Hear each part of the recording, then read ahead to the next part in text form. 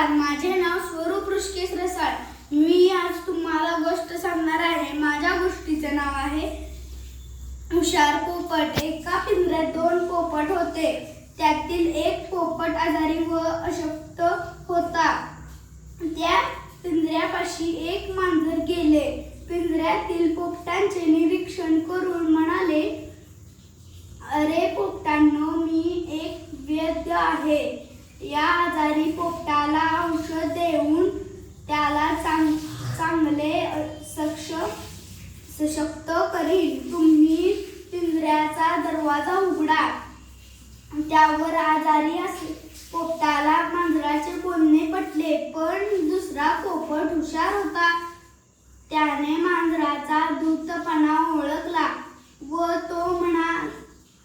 तो मांजराला म्हणाला, अहो वैद्यबाई, तुम्हाला आत घेतले तर तुम्ही रोग नाहीसा करण्याऐवजी आम्हालाच नाहीसे कराल.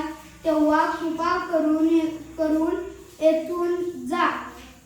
तात्पर्य: लबाडाचे गोड बोलणे ही घातक असते, म्हणून अशा धूर्ताच्या गोड बोलण्याला फसवू नये. धन्यवाद.